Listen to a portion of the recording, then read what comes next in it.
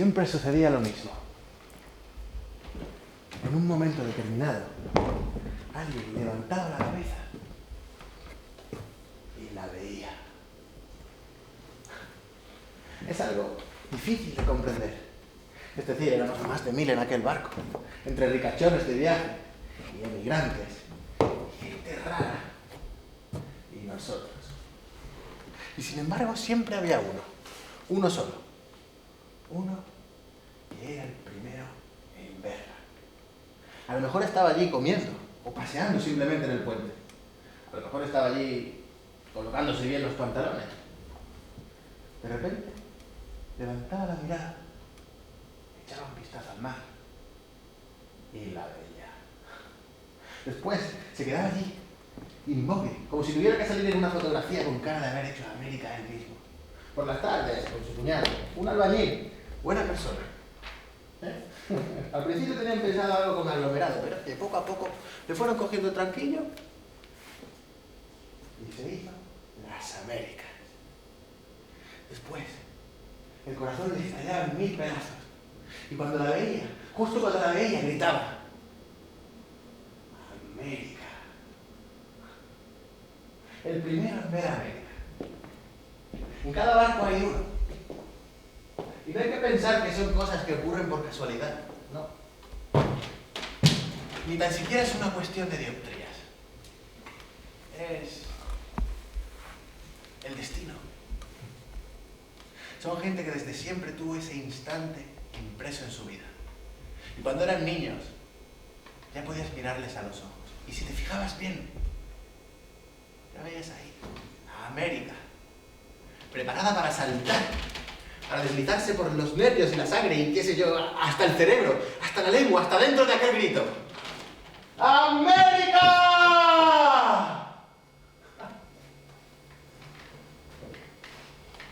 Ya estaba allí, en aquellos ojos, desde niño, toda entera. América. Allí, esperando. Esto me lo enseñó Danny Woodman Chitty Lemon Novecento, el pianista más grande que ha tocado en el océano. En los ojos de la gente puede verse lo que verán, no lo que han visto. Así decía, lo que verán. Yo he visto muchas Américas en mi vida. 6 años en aquel barco, 5 o 6 viajes de Europa a América, ida y vuelta, siempre en remojo en el océano. Cuando bajabas a tierra, casi no podías mear derecho en el váter. Él permanecía ahí quieto, pero tú no parabas de balancearte. Porque bajarse de un barco es fácil, pero del océano... Cuando subí tenía 17 años y solo había una cosa en la vida que me importara: tocar la trompeta. Así que cuando me enteré de la historia aquella de que andaban buscando a gente para el barco a vapor, el Virginia, que estaba en el puerto, me puse a la obra. La trompeta y yo. Enero de 1927. Ya tenemos músicos, dijo el tipo de la compañía. Lo sé. Y me puse a tocar. Permaneció allí, sin mover ni un músculo. Estuvo en silencio y esperó a que terminara. Y después dijo: ¿qué era eso? No lo sé. Se le iluminaron los ojos. Entonces, si no sabes lo que es jazz. Después hizo algo raro con la boca. Algo como si fuera una sonrisa. Tenía un diente de oro justo aquí, tan en el centro que parecía que lo hubiera puesto en un escaparate para venderlo. Andan como locos por esa música ahí arriba, dijo. Ahí arriba, quería decir en el barco. Y aquella especie de sonrisa quería decir que me habían contratado. Tocábamos 3 o 4 veces al día. Primero para los ricos de la clase de lujo, después para los de segunda. Y de vez en cuando íbamos allí, donde estaban aquellos pobres emigrantes, y tocábamos también para ellos. Pero tal cual íbamos, sin uniforme ni nada. Tocábamos porque el océano es grande y da miedo. Tocábamos para que la gente no notara el paso del tiempo. y se olvidara de dónde estaba y de quién era. Tocábamos para hacer que bailaran. Porque si bailas no puedes morir. Y te sientes Dios. Y tocábamos ragtime. Porque es la música con la que Dios baila. Cuando nadie le ve. Con la que Dios bailaría si fuera negro.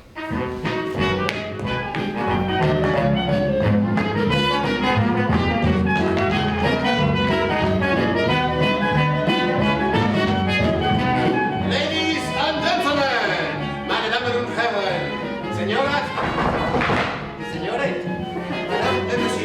bienvenidos a este barco, a esta ciudad flotante que se parece en todo y por todo al Titanic. ¡Vámonos! Calma, calma, permanezcan sentados. El señor del fondo se estaba tocando. Lo he visto perfectamente. Bueno, en fin. Bienvenidos al océano. ¿Qué hacen ustedes aquí? Me ha puesto lo que sea que tenían a los banqueros pisándole los talones, ¿eh? Me temo que llegan un poquito tarde a la fiebre del oro. Se han subido para ver el barco y no se han dado cuenta de que había zarpado. Han salido para comprar cigarrillos. Señor, ahora mismo su esposa está en la comisaría con la policía diciendo lo buen hombre que era. Normalísimo. Ni una pelea en 30 años. En fin, ¿qué demonios hacen ustedes aquí? A más de 300 millas de cualquier jodidísimo mundo y a menos de 2 minutos del próximo ataque de vómito. Bromeaba. Fíjese usted, en este barco se va como una bola en el billar del océano. Solo faltan 6 días, 2 horas y 47 minutos y ¡clock! ¡A la tronera! ¡Nueva York! No creo que haga falta explicarles cómo es este barco. Es en muchos sentidos un barco extraordinario y en definitiva único, al mando del capitán Smith, conocido claustrofóbico y hombre de gran sabiduría. Ya habrán notado que duerme en una lancha de salvamento. Trabaja para todos ustedes un equipo prácticamente único de profesionales, absolutamente fuera de lo común. Paul Sitchin, ex sacerdote, medium, sanador, timonel, ciego por desgracia. ¡Ay! Bill Young, grafista, gran jugador de ajedrez, zurdo y tacamudo, vamos. Y el médico de a bordo, el doctor Klaus Hermann Pitzbergen-Dorfenda. Vamos, que como les surja llamarlo, lo tienen claro. Por supuesto, Monsieur Bardin, el chef, quien procedía directamente de París, a donde por otro lado regresó de inmediato tras comprobar en persona la sutil circunstancia de que este barco carece de cocinas. Hecho que ha podido notar también Monsieur Camelback del camarote 12, que hoy se ha quejado de encontrar su baño lleno de mayonesa. Cosa rara, porque normalmente los baños tenemos los embutidos. Y todo esto debido a la ausencia de cocinas. Hecho que hay que atribuir por otro lado a la ausencia en esta nave de un auténtico cocinero como lo era sin duda Monsieur Bardin, quien procedía de París con la ilusión de encontrar cocinas a bordo. Que la verdad sea dicha, siendo fieles a los hechos, aquí no tenemos. Y todo esto debido al olvido del insigne ingeniero y diseñador de este barco, Camilleri, anoréxico de fama mundial, a quien ruego le dediquen su más caluroso aplauso. Créanme, no encontrarán ustedes barcos como este en ningún sitio. A lo mejor, si buscan durante años, podrían encontrar a un capitán claustrofóbico, un timonel ciego, un telegrafista tartamudo, un doctor de nombre impronunciable. Todos ellos en la misma nave, sin cocina. Bueno, podría ser, pero lo que nunca más volverá a ocurrirle, de eso puede estar seguro, es de encontrarse sentado sobre 10 centímetros de butaca y centenares de metros de agua, en el corazón del océano, teniendo ante sus ojos el milagro, en las orejas, la maravilla, bajo los pies el ritmo y en el corazón el sonido de la única, la ilimitable, la infinita Atlantic Jazz Band.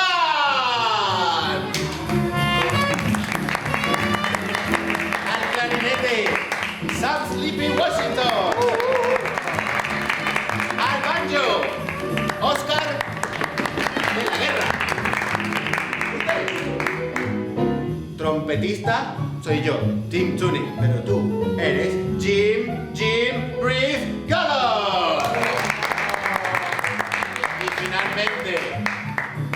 piano, Danny Woodman Titi Lemon 900, el más grande.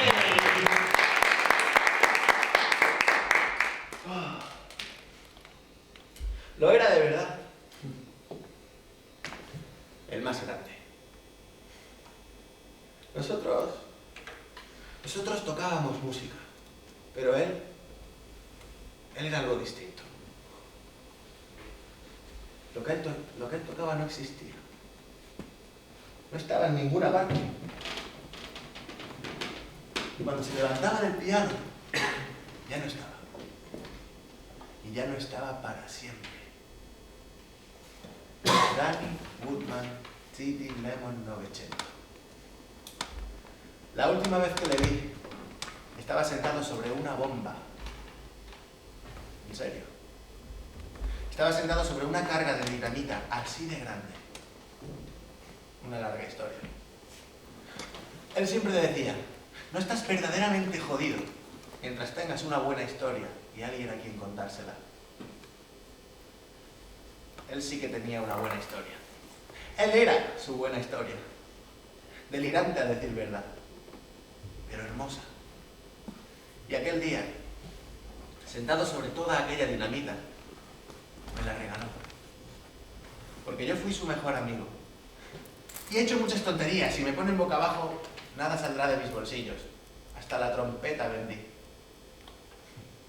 Pero aquella historia no. Aquella historia sigue aquí. Tan límpida e inexplicable como lo era la música, cuando en el corazón del océano sonaba en el piano mágico de Danny Woodman Titi Lemon 900.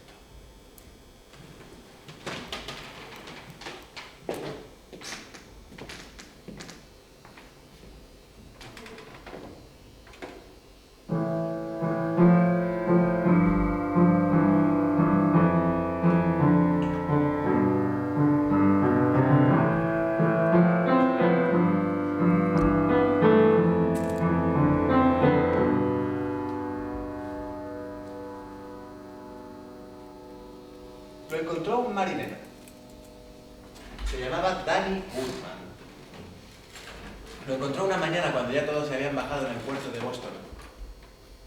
Lo encontró en una caja de cartón. No tenía más de 10 días. Y ni siquiera lloraba. Estaba ahí, en silencio, mirando hacia arriba. Lo habían dejado en el piano del salón de baile de la primera clase. En cambio, no tenía aspecto de ser un recién nacido de primera clase. Esas cosas solían hacerlas los emigrantes. Parir a escondidas en algún lugar del puente y después dejar allí a los niños abandonados. No lo hacían por maldad.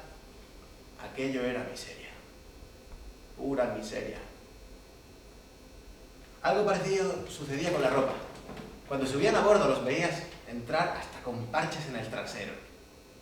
Pero después, como América es América, los veías bajar a todos bien vestidos. Incluso los hombres con una corbata, o los niños con camisetas blancas. En fin, se las arreglaban estupendamente en aquellos 20 días de navegación.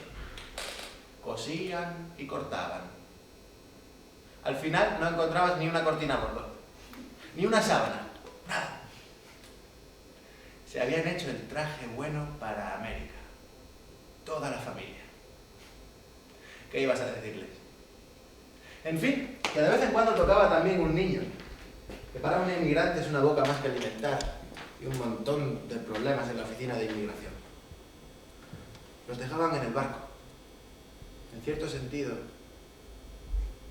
a cambio de todas las cortinas y las sábanas. Con aquel niño debieron pensar algo así. Debieron de decirse, si lo dejamos sobre el piano del salón de baile de la primera clase, tal vez algún ricachón lo encuentre y se lo lleve consigo y sea muy feliz durante toda su vida. Era un buen plan. Funcionó a medias. No se hizo rico,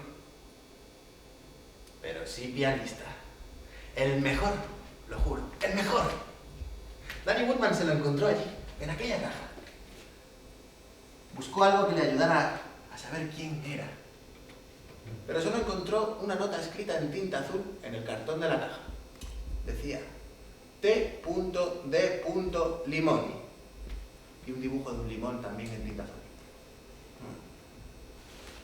Danny Woodman era un negro de Filadelfia, un hombretón maravilloso.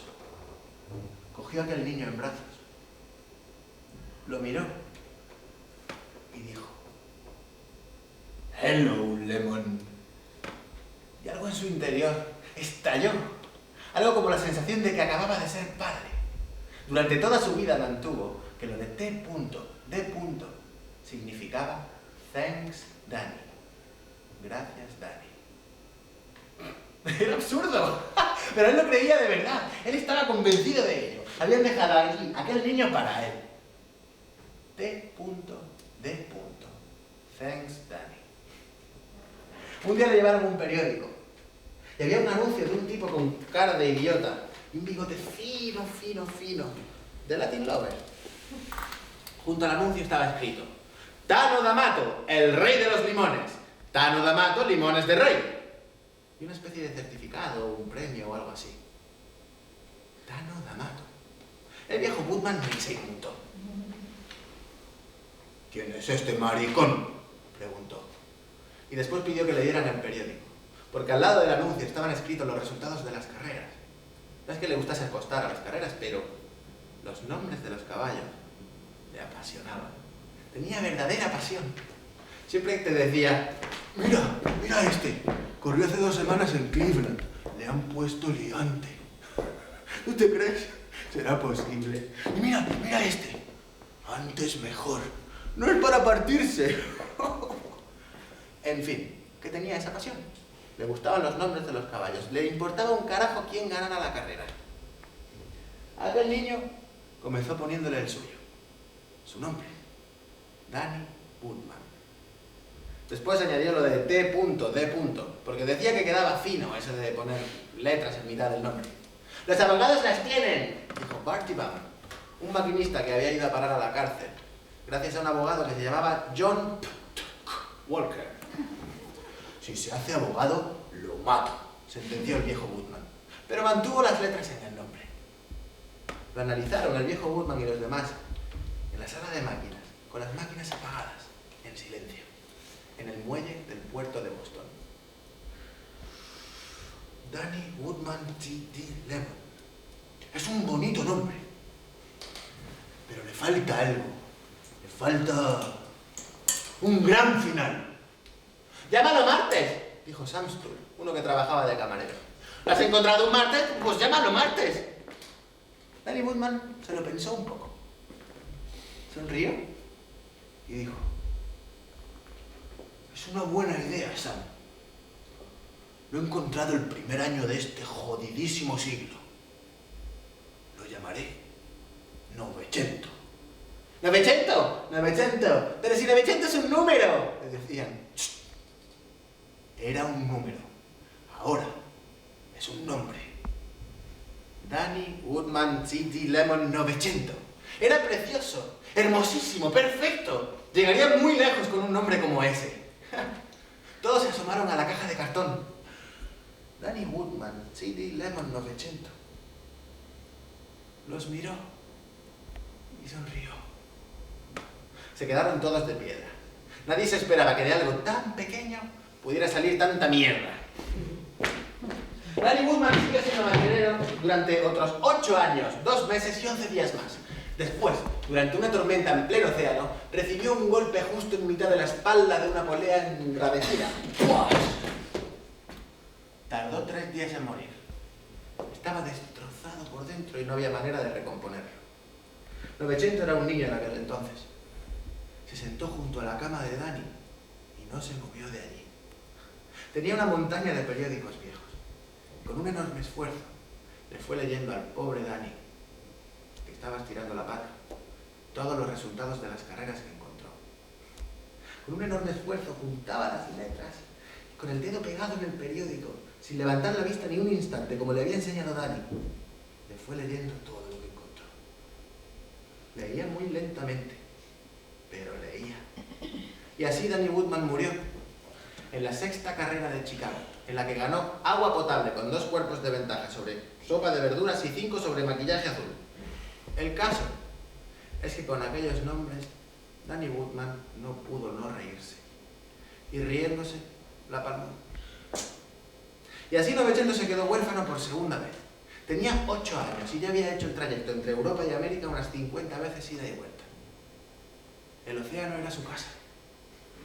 Respecto a la tierra, nunca la había pisado.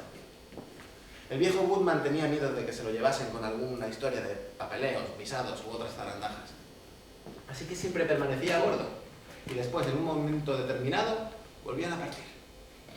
Para ser precisos, Novecento no existía para el mundo. No había iglesia, ni cárcel, ni hospital, ni equipo de béisbol, nada que tuviera su nombre inscrito en ningún sitio. No tenía fecha de nacimiento, ni patria, ni familia. Tenía 8 años, pero oficialmente no había nacido. «Esto no puede seguir así durante mucho tiempo», le decían de vez en cuando a Danny. «Entre otras cosas, va contra la ley». Pero Danny siempre tenía una respuesta irrefutable. «A la mierda la ley». Con aquel punto de partida no había mucho que discutir. Fue en el viaje cuando llegaron a Southampton, en el que Danny Woodman murió, cuando el capitán decidió que había llegado el momento de ponerle fin a aquella historia. Mandó al segundo de a bordo a buscar a Novecento, llamó a las autoridades portuarias. Pues bien, había desaparecido. Lo buscaron durante 2 días por todo el barco. Nada. A todo el mundo le sentó aquella historia fatal. En el Virginian se habían acostumbrado a aquel crío y nadie quería decirlo, pero era muy fácil saltar por la borda y después el mar hace de las suyas y bueno. En fin, que 22 días después, cuando partieron rumbo a Río de Janeiro, iban todos con el corazón en un puño, ya que no habían escuchado nada de Novecento, no tenían noticias suyas y no había regresado. Fuegos artificiales, sirenas, serpentinas del partir, como siempre. Pero aquella vez era distinto. Estaban a punto de perder a Novecento y era para siempre. Algo les robaba la sonrisa y les roía el corazón. Fue la segunda noche de navegación, cuando ya ni siquiera se veían las luces de la costa irlandesa, cuando Barry, el contramaestre, entró como un loco en el camarote del comandante, despertándole y diciéndole que tenía que seguirle sin dilación. El comandante blasfemó y lo siguió. Salón de baile de la primera clase. Luces apagadas. Gente en pijama en la entrada. Gente también en las puertas de sus camarotes. Y marineros, ennegrecidos, recién subidos de la sala de máquinas. Novecento. Estaba sentado en el taburete del piano, con las piernas colgando sin siquiera rozar el suelo. Y como hay Dios, que estaba tocando. No sé qué demonios de música estaba tocando, pero era pequeña y hermosa. No había truco, era él quien estaba tocando, eran sus dedos sobre aquellas teclas. Había una señora en salto de cama de color rosa y pinzas en el pelo, cargada de dinero. En resumen, la esposa americana de un agente de viajes. Miraba el piano y lloraba. Miraba el piano y lloraba. Le chorreaban unos lagrimones así de grandes sobre la crema de noche. Cuando se dio cuenta de que tenía al comandante a su lado, literalmente embobado, le dijo: ¿cómo se llama? Novecento. La canción no, el niño. Novecento. ¿Cómo la canción? En fin, era ese tipo de conversaciones que un comandante de la Marina no puede mantener más allá de 3 o 4 réplicas. El comandante cruzó el salón de baile con paso decidido, con pantalón de pijama y la americana del uniforme abierta. Se detuvo al llegar al piano y podría haber dicho muchas cosas, entre ellas: ¿dónde demonios has aprendido a tocar? O también: ¿dónde diablos te habías metido? Pero como tantos hombres acostumbrados a vivir de uniforme, había acabado también por pensar de uniforme.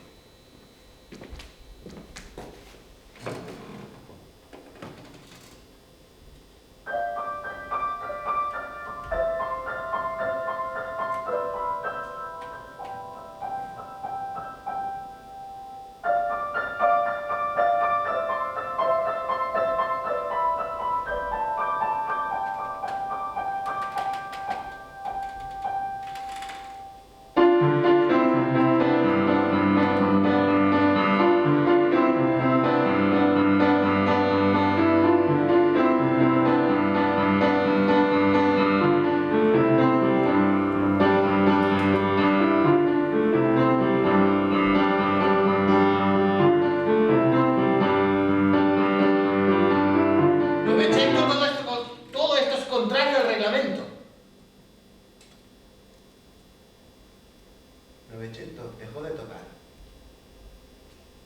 Era un niño de pocas palabras y gran capacidad de aprendizaje.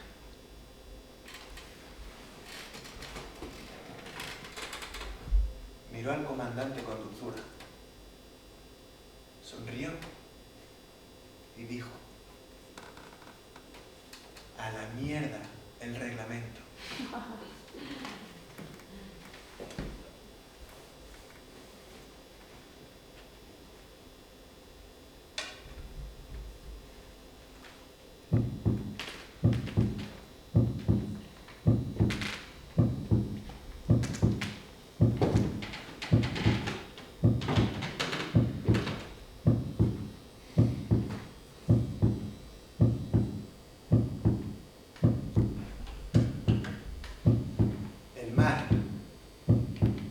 Se ha despertado. El mar ha descarrilado. Estalla el agua contra el cielo. Estalla. Aclara. Arranca el viento nubes y estrellas. Furibundo. Se desata. ¿Hasta cuándo? No se sabe. Acabará. Mamá, esto...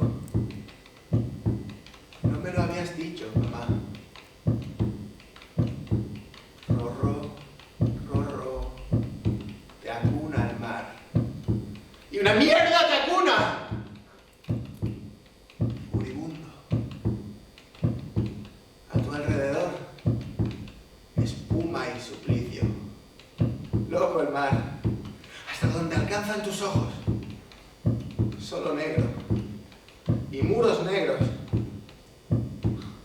Y remolinos, y todos callados, esperando a que acabe de una vez y naufragar. Yo no quiero hacer eso, mamá. Quiero el agua mansa, que te refleja, quieta. Estos muros absurdos de agua precipitándose, este ruido.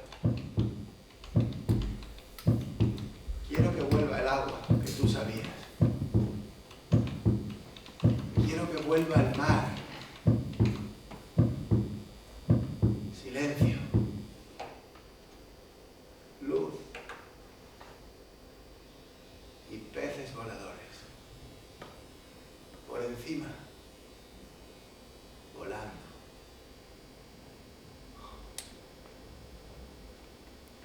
Oh.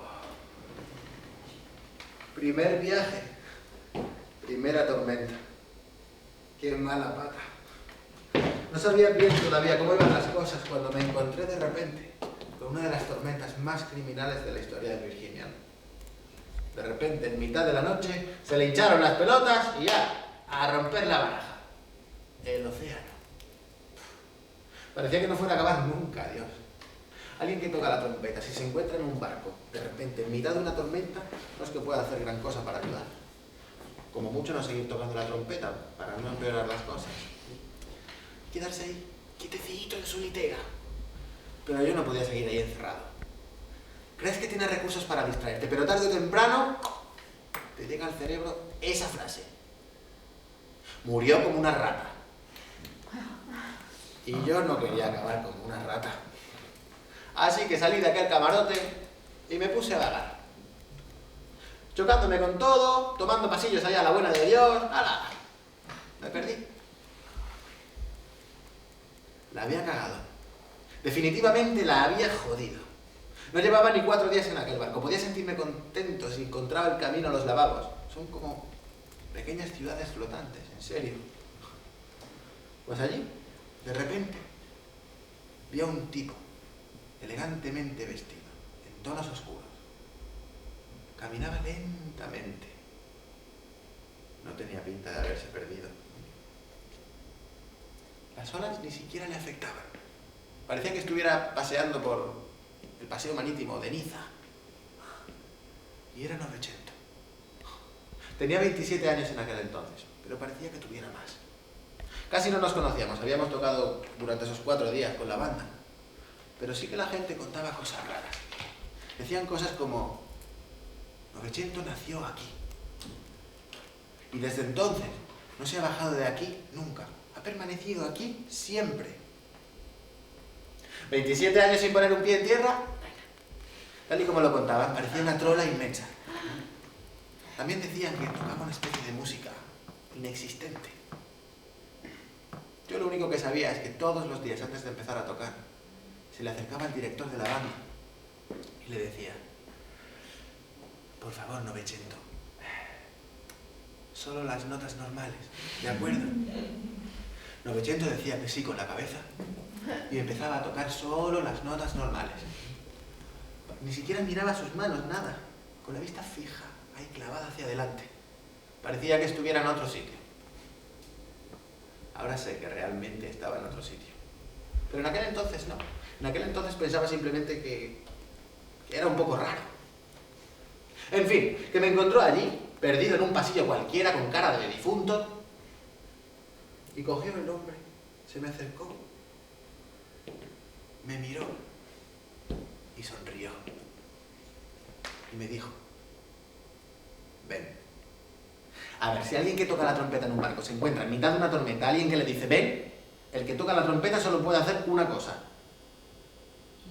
ir. Así que me fui con él, encaminada. Yo no tenía la misma compostura, pero bueno, llegamos al salón de baile. Después, rebotando contra todo, yo, porque él parecía que tuviera raíles debajo de los pies, llegamos hasta cerca del piano.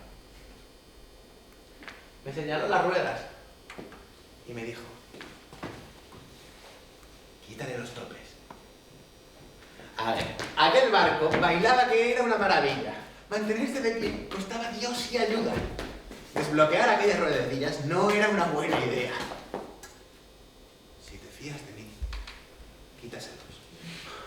Este tío está loco, yo pensé, y se los quité. Y ahora ven, y siéntate aquí. Yo no entendía un carajo, no sabía dónde quería llegar. Yo lo que veía era que estaba ahí intentando mantener quieto aquel enorme piano que parecía una enorme pastilla de jabón deslizándose por la madera del salón de baile, con Novecento ahí como un loco en mitad de la tormenta, en su banqueta sentado, otra hermosa pastilla de jabón, con sus manos sobre el teclado, quietas. Si no te subes ahora, ya no te podrás subir. Vale. Mandaremos toda la mierda, total. ¿Qué voy a perder por subirme en tu taburete? Uf, joder. Vale, ya estoy subido en tu estúpido taburete. ¿Y ahora qué?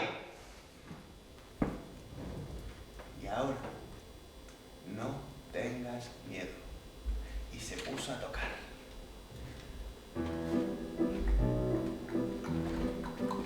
Vale. Nadie está obligado a creerlo. De hecho, ni siquiera yo mismo me lo creería si me lo contaran. Pero la verdad de los hechos, es que aquel piano empezó a deslizarse por la madera del salón de baile. Y nosotros detrás, con Novecento tocando, mirando sus manos, no levantaba la cabeza de ahí.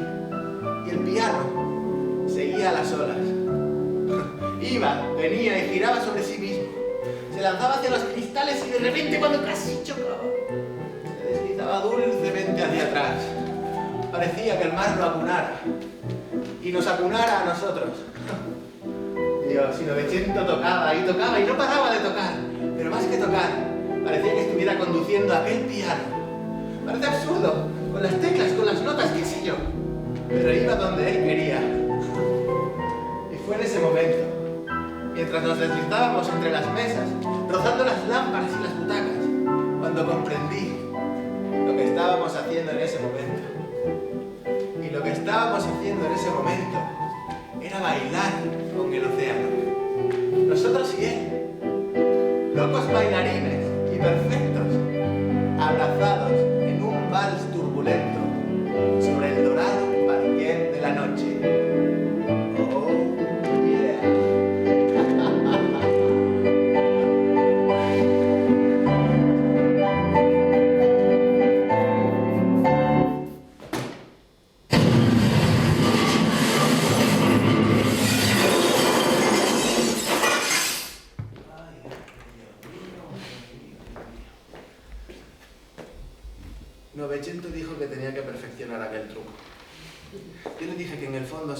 acababa de ajustar bien los frenos. Cuando la tormenta terminó, el comandante vino y nos dijo: «Me cago en vosotros dos, ahora mismo vais a la sala de máquinas y os quedáis allí, o si no, os mato con mis propias manos, ¿eh? Y que quede claro que pagaréis hasta el último céntimo, aunque tengáis que trabajar hasta el resto de vuestros días, como que este barco se lleva a Virginia y vosotros dos sois los dos imbéciles más grandes que han cruzado el océano». Allí abajo, en la sala de máquinas, Novecento y yo nos hicimos amigos. Uña y carne, para siempre. Nos pasamos toda la noche contando cuántos serían dólares todo lo que habíamos roto. Y cuanto más subía la cuenta, más nos reíamos. Y si pienso en aquello, me parece que aquello era ser feliz, o algo parecido.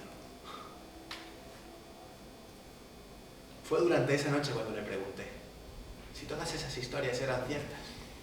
Todo aquello de que había nacido en el barco y todo lo demás. Él me dijo: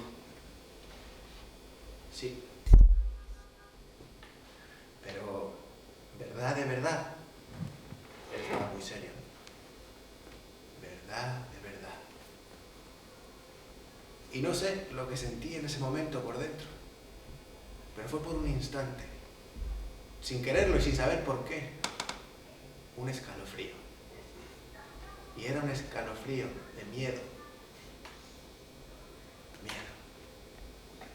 Un día le pregunté: Novecento, ¿en qué piensas mientras miras hacia adelante con la vista perdida y estás tocando? ¿A dónde viajas con tus pensamientos mientras tus manos se mueven arriba y abajo por el teclado? Y me dijo: hoy he acabado en un país precioso. Las mujeres llevaban el cabello perfumado, había luz por todas partes y estaba lleno de tigres. Viajaba y cada día acababa en un lugar distinto, en el centro de Londres, en un tren en mitad del campo, en una montaña tan alta que la nieve te llegaba hasta la barriga, en la iglesia más grande del mundo contando columnas y mirando cara a cara a los crucifijos. Viajaba.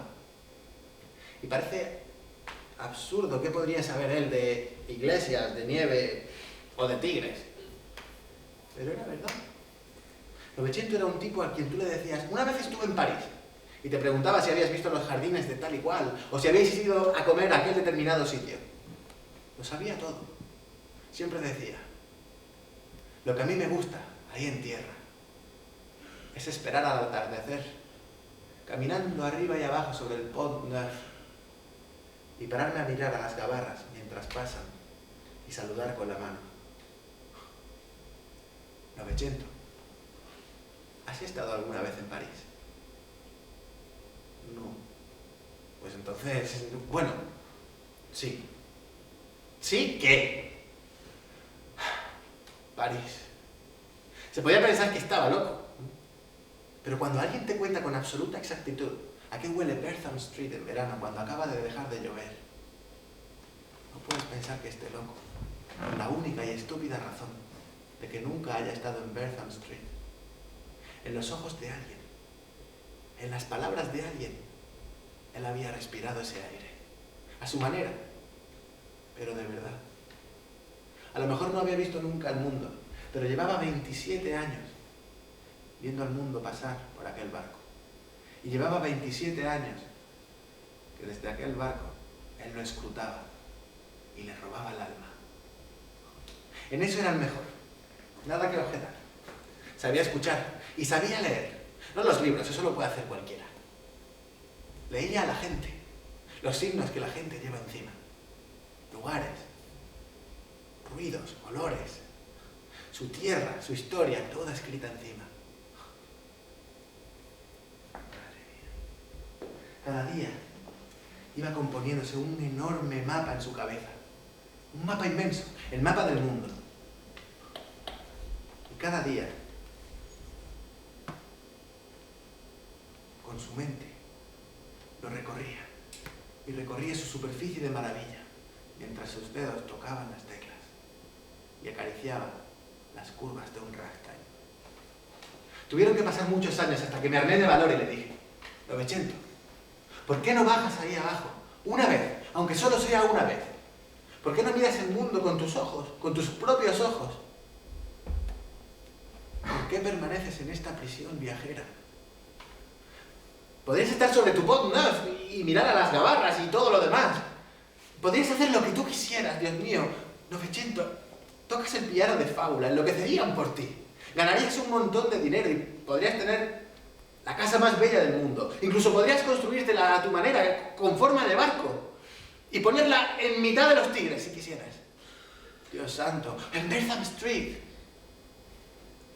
Novecento, no puedes pasarte toda tu vida andando arriba y abajo como si fueras un idiota.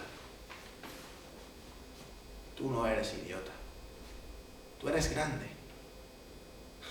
Y todo está ahí. Al final de esa jodidísima escalerilla, ¿ya ves tú? 4 estúpidos escalones. Y ahí está todo. Novecento, ¿por qué no acabas con todo esto de una vez? Y bajas aunque sea una vez, solo una vez. Novecento, ¿por qué? ¿Por qué? ¿Por qué?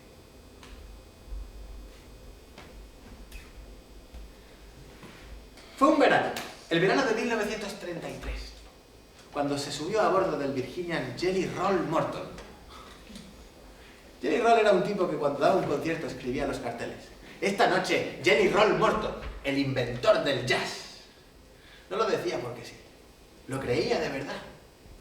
Tocaba el piano, siempre sentado con el culo un poquito fuera del taburete y 2 manos que eran mariposas. Había aprendido a tocar en los burdeles de Nueva Orleans. En la planta de arriba hacían el amor y querían una música que se deslizara por detrás de las cortinas y por debajo de las camas, sin molestar.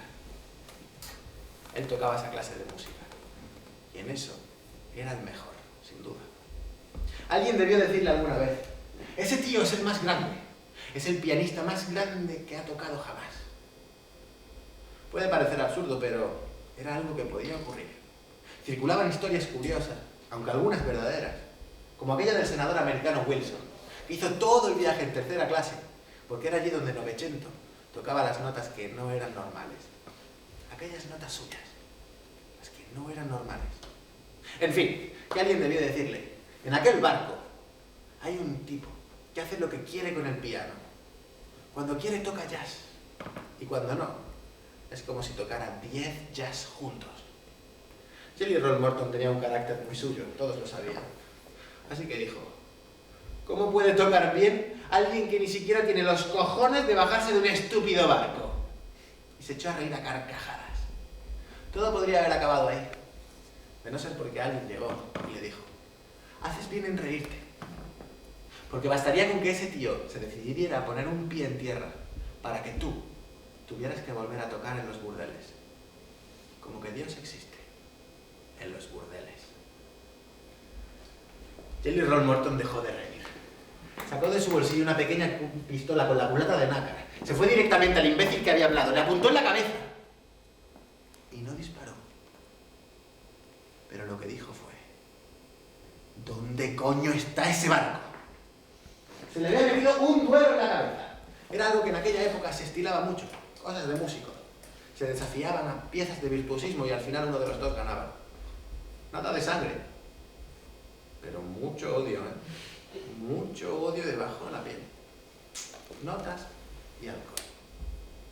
En fin, Jelly Roll Morton se vio obligado a subir a bordo del Virginian porque Novecento no quería tocar en los puertos. Los puertos ya eran un poquito de tierra y a él le gustaba tocar cuando ya ni siquiera se veían las luces de la costa. Así que el segundo día, a las 21:37, Jelly Roll Morton apareció cuando el Virginian navegaba ligero 20 nudos rumbo a Europa, en el salón de baile. Elegantísimo, de negro. Todos sabían lo que tenían que hacer. Los que bailaban, pararon. Los de la banda soltamos los instrumentos.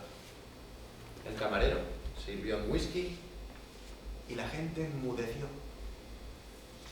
Jelly Roll cogió el whisky y se fue hacia el piano. Miró a Novecento a los ojos y no dijo nada. Pero lo que se escuchó en el aire fue: levántate de ahí. Novecento se levantó. Así que usted es el inventor del jazz. Así es. Y tú eres ese que solo toca si tiene el océano debajo del culo, ¿verdad? Así es. Jelly Roll Morton se encendió un cigarrillo y lo dejó en equilibrio en el borde del piano. Se puso a tocar. Acabó bordando unas notitas invisibles ahí, las de más arriba del teclado. Parecía una cascada de perlas sobre un suelo de mármol. Jelly Roll se levantó. El cigarro seguía allí, a medio consumir. La ceniza permanecía también allí. Parecía que no había querido caerse para no hacer ruido. Jelly Roll cogió su cigarro. La ceniza no tenía intención de caerse. Se acercó a Novecento y le dijo: «Te toca, marinero». Novecento sonrió. Se estaba divirtiendo de verdad. Se fue al piano, se sentó e hizo la cosa más tonta que podría haber hecho. Tocó «Vuelve, papaíto», una canción de una idiotez infinita, vamos. La había escuchado hace años a un emigrante y no sé qué le vio, pero le gustaba de verdad. Vamos, si me pusiera hasta yo podría tocarla. Jelly Roll estaba allí con cara de alguien a quien le acaban de robar los regalos de Navidad. Fulminó a Novecento con sus ojos de lobo. Se volvió a sentar sobre el piano y se puso a tocar. Y se marcó un blues que hubiera hecho llorar a un maquinista alemán. La gente se puso en pie, se sorbía la nariz y aplaudían. Uf. Jelly Roll se levantó y ni siquiera hizo un gesto de saludo.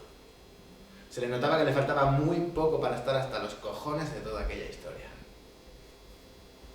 En mitad de aquel jaleo me encontré con Novecento, con la cara más desilusionada del mundo. Se inclinó hacia mí y me dijo: «Dame un cigarrillo, venga». Yo estaba tan aturdido que cogí y se lo di. Vamos a ver, Novecento no fumaba. No había fumado nunca antes. Novecento cogió mi cigarrillo, se dio la vuelta y se fue hacia el piano. Se sentó. La gente tardó bastante en callarse. A lo mejor no se dieron cuenta de que quería tocar. Se escucharon incluso un par de bromas de mal gusto, carcajadas y gritos. La gente es así. Es cruel con los perdedores. Novecento esperó pacientemente. Echó un vistazo a Jelly Roll Morton, que estaba en el bar, tomándose una copa de champán. Colocó el cigarrillo en el piano, apagado, y dijo unas pocas palabras muy claras en voz baja. «Tú lo has querido, pianista de mierda». Y se puso a tocar.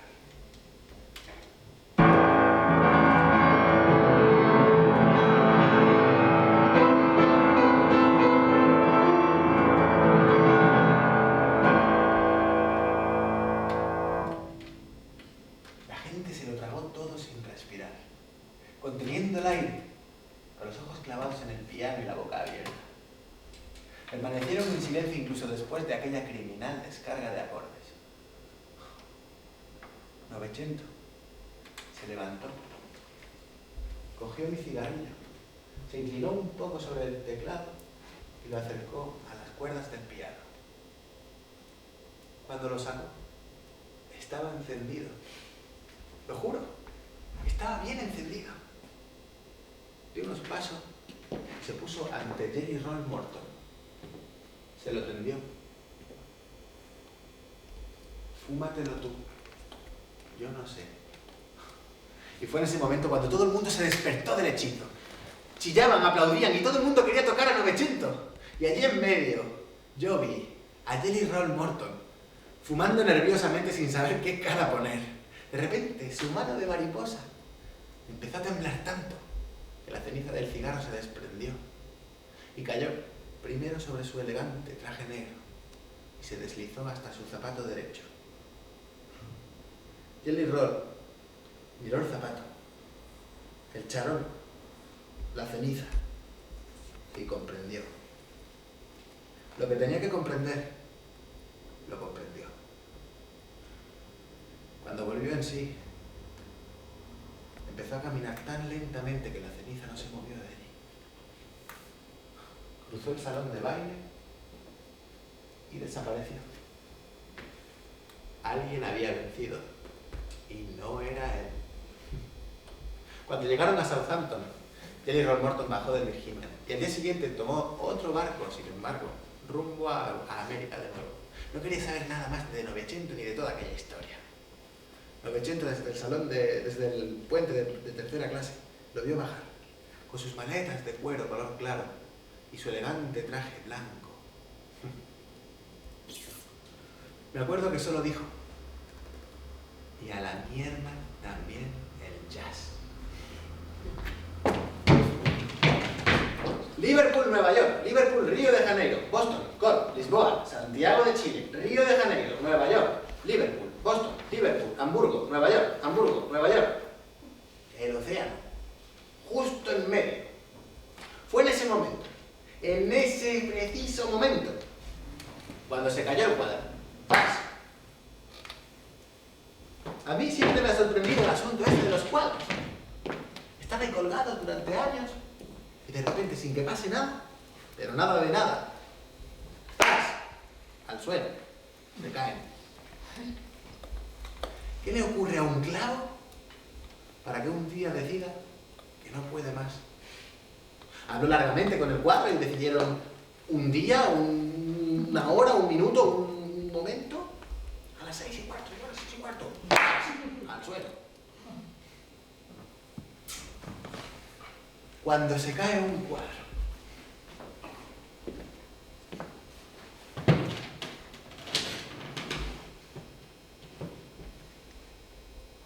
cuando despiertas una mañana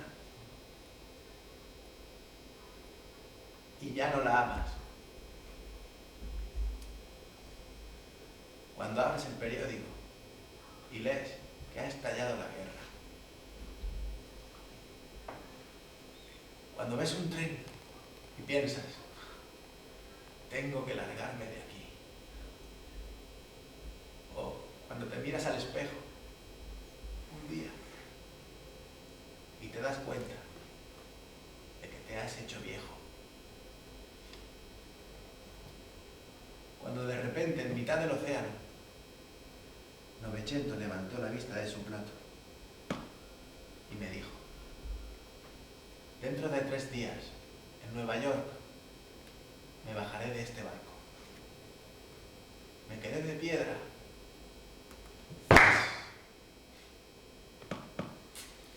A un cuadro no puedes preguntarle nada de nada, pero a Novecento sí. Lo dejé tranquilo durante un tiempo, pero después empecé a tosigarle. Tenía que saber por qué.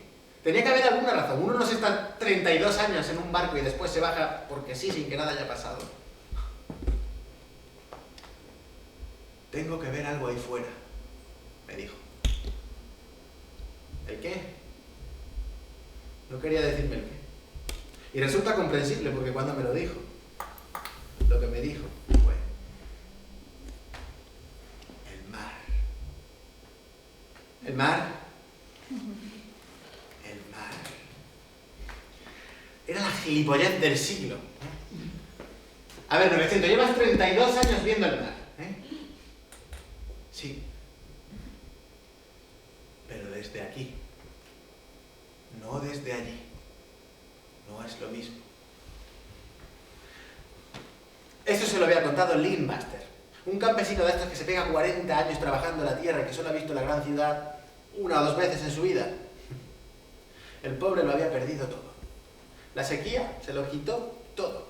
Su esposa se fue con un predicador de yo que sé qué. A sus 2 hijos se los llevaron las fiebres. Vamos, uno que nació estrellado. En fin, Lynn Baxter cogió un día todas sus cosas y se dispuso a recorrer toda Inglaterra a pie para llegar a Londres. El pobre no entendía mucho de caminos y no llegó a Londres, pero acabó en un pueblecito insignificante. No obstante, si seguías aquel camino, girabas un par de veces y rodeabas una colina, ahí de repente veías el mar. Lynn Baxter no lo había visto nunca antes. Y cuando lo vio, lo que dijo fue, es como un inmenso grito, que grita y grita, y lo que grita es, ¡Menuda panda de cabrones! ¿No os dais cuenta de que la vida es algo inmenso? ¿Queréis enteraros o no? ¡Inmenso! Linkbuster nunca se había dado cuenta de aquello. De que la vida es algo inmenso. Tal vez Novecento tampoco había pensado nunca en aquello. O tal vez es que nunca nadie se lo había gritado de aquella manera. Me dijo, puedo permanecer años aquí y el mar nunca me dirá nada. En cambio, si viajo, me voy a la tierra, trabajo de ella y por ella durante años, me convertiré en alguien normal. Después un día cogeré mis cosas, me iré y llegaré a una costa cualquiera y allí veré el mar y lo oiré gritar. Yo le dije que su planteamiento era impecable. Podría haberle dicho lo que pensaba, pero no lo hice. Al fin y al cabo yo quería a Novecento y quería que bajase del barco un día u otro ahí, que tocara para la gente de tierra. Él me dijo, vendrás a visitarme, ¿verdad? Cuando esté en tierra. Dios santo, yo tenía una piedra aquí en la garganta. Si seguía por aquel camino me iba a matar. Me puse a reír a carcajadas tan fuerte como pude, algo penoso. Y le dije que claro, que por supuesto que iría a verle y sacaríamos a su perro a corretear por el campo y su esposa cocinaría pavo para nosotros y yo que sé cuántas idioteces más. Él también se reía. Pero los dos sabíamos, en el fondo, que la verdad era otra. Danny Woodman, Chili Lemon, Novecento, bajaría un día del Virginia, un día de febrero, en Nueva York, después de 32 años de vivir en el mar, bajaría a tierra para ver el mar.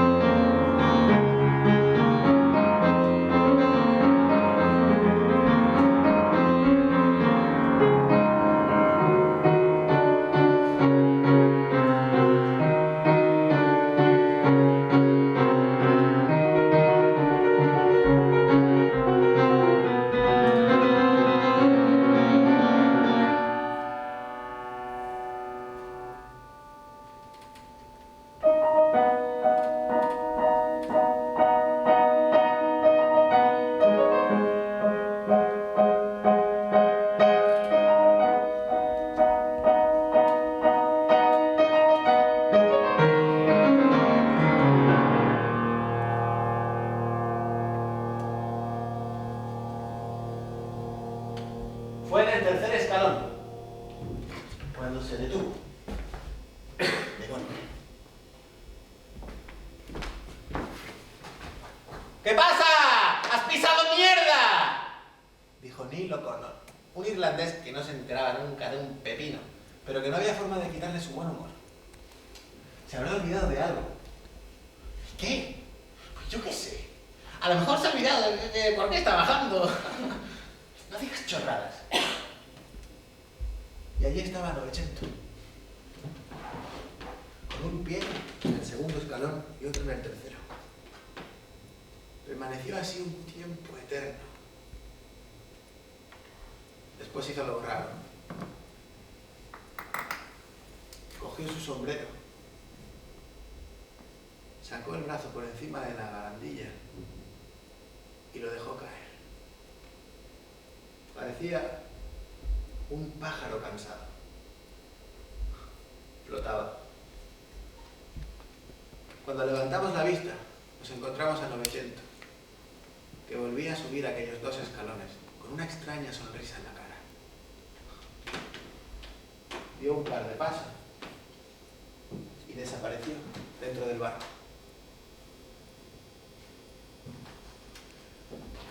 Dicen que ha llegado el nuevo pianista, dijo Neil O'Connor.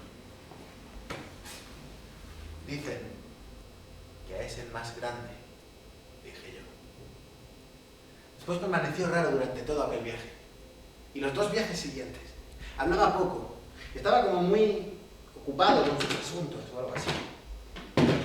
Después, al cabo del tiempo, un día, entró en mi camarote. Lentamente. Y me dijo: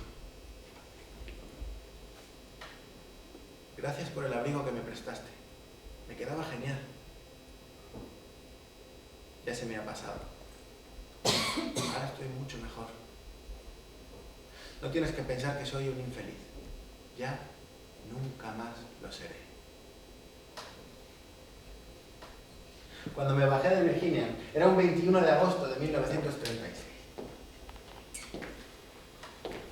Parecía que había pasado toda una vida. Y no me bajé para un día, ni por una semana. Me bajé para siempre. El océano y yo habíamos terminado. Recuerdo aquella noche, mientras tocábamos para los típicos imbéciles de la primera clase. Llegó el momento de mí solo. Me puse a tocar y a las pocas notas oí como el piano de Novecento me acompañaba. Dulcemente, como un susurro, pero tocaba conmigo. Nos dejaron continuar durante un tiempo, ahí, diciéndonos todas esas cosas que no pueden ser dichas con palabras. Nadie se daba cuenta de nada alrededor, todos bailaban. Quizás alguien le dijo a otro: mira, mira el de la trompeta, estará borracho. O mira, mira el de la trompeta. Mientras toca, llora. Cómo me fueron las cosas después de aquello, es otra historia. La guerra. No volví a saber nada más de Virginia ni de Novecento durante años. No es que me hubiera olvidado de ellos. Siempre los recordaba. Me iban tan mal las cosas que a veces cerraba los ojos y volvía a aquel barco. A la tercera clase. Escuchaba a los emigrantes cantando ópera y a Novecento tocando quién sabe qué música. Iba tirando a base de fantasías y de recuerdos. Un truco de pobres, pero que siempre funciona. Un día recibí una carta de Neil O'Connor, aquel irlandés que se burlaba de todo. Y en la carta decía que Virginia había acabado destrozado después de la guerra. Lo habían utilizado como hospital flotante.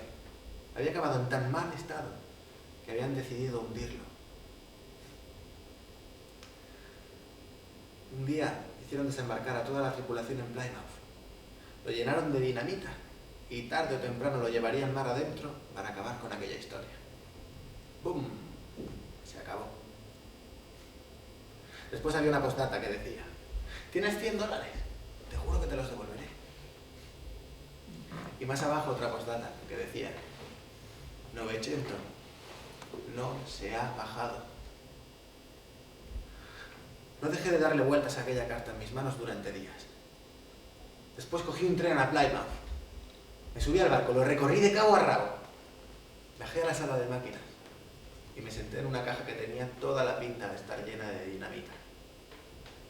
Allí, en silencio, sin saber qué decir. Allí quieto, mirándolo. Allí quieto, mirándome. Dinamita también debajo de su culo. Dinamita por todas partes. Danny Woodman, T.D. Lemon, Novecento, no se había bajado. Estallaría por los aires con todo lo demás. Un gran final. Todos desde el puerto y desde la orilla mirando. Fuegos artificiales. ¡Pah! Llamas y humo. Adiós. Cae el telón.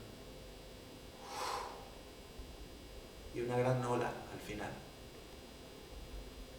Danny Woodman, T.D. Lemon, Novecento.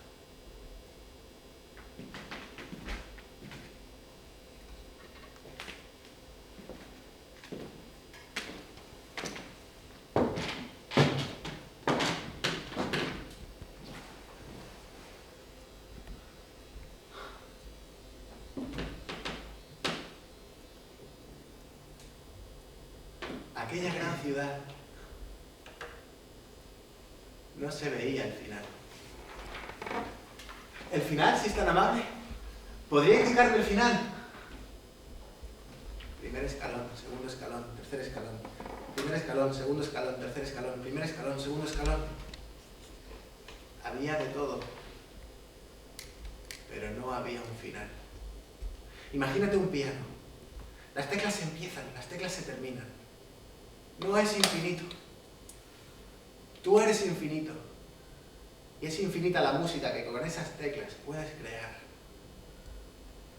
Pero si me subo a esa escalerilla y frente a mí se extiende un teclado de millones de teclas, millones y trillones de teclas, entonces no hay música que pueda tocar. Entonces es que te has sentado en el taburete equivocado. Te has sentado en el taburete en el que toca Dios. Solo contando las calles, las había millares. ¿Cómo lo hacéis para escoger solo una? Para escoger una mujer, una casa, una tierra que sea la vuestra, un paisaje al que mirar, o una forma de morir. Es un perfume demasiado intenso. Es una música que no sé tocar. Perdonadme, pero no me voy a bajar. Lo siento. Dejadme volver atrás. Y ya me estoy imaginando la escena cuando llegue ahí arriba y ese tipo busque mi nombre en la lista y no lo encuentre. ¿Cómo ha dicho que se llama? Novecento. Novalis, Nostrada, Noza... Nací en un barco. ¿En un barco? Sí, nací en un barco y allí mismo fallecí. A lo mejor eso le consta. ¡Oh! ¡Naufragio! No. Explosión. 6 quintales y medio de dinamita. ¡Bum! ¡Ay! ¿Qué tal se encuentra? Bueno, bien. Solo está la historia del brazo. Pero bueno, me han asegurado que aquí... ¿Le falta un brazo? Sí, ya sabe, la explosión. Ah, ¿el izquierdo o el derecho? El izquierdo. Ah, debería haber un par por allí. A ver... Uy, vaya por Dios. ¿Qué pasa? Solo nos quedan 2 derechos. ¿2 derechos? Si no le importaría a usted... ¿Es qué? Pues eso, quedarse con un brazo derecho en lugar de uno izquierdo. Entonces, 2 brazos derechos en lugar de uno izquierdo y uno derecho. Sí, sí. Bueno, a efectos, mejor uno derecho que nada. Eso mismo pienso yo. Voy a buscárselo. Pero oiga, pasaré por aquí dentro de unos días a ver si ha recibido usted algún izquierdo. Vale. Oiga, me queda uno blanco y uno negro. No, uno blanco, por Dios. No es que yo sea racista ni nada de eso, pero... Toda la eternidad en el paraíso. Con 2 brazos derechos. Nos hacemos la señal de la cruz. Nunca sabes cuál usar. Toda la eternidad. Como un papanatas en el paraíso. Un infierno.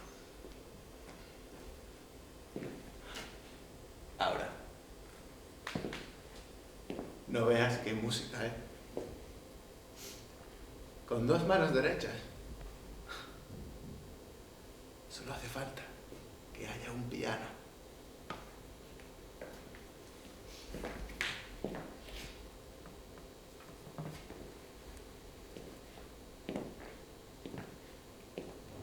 Es dinamita lo que tienes debajo del culo, hermano.